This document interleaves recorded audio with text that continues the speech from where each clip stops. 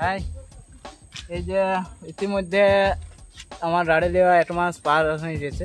তো আমার প্রথম সার্ভিসিং এই 1 মাসের মধ্যেই ছিল, তো আমার ফোন রয়েছিল। তো আজকে আমরা সার্ভিসিংয়ের রাস্তায়, যে রাস্তাটা দেখতে দিতে পারো, আমরা সার্ভিসিংয়ের জন্য যাচ্ছি। আমি যাচ্ছি, আর সাথে আমার সাথে যে ক্যামেরা করছে সেই বন্ধুটা যাচ্ছে। তো আমরা দুজনে যাচ্ছি সার্ভিসিংয়ে।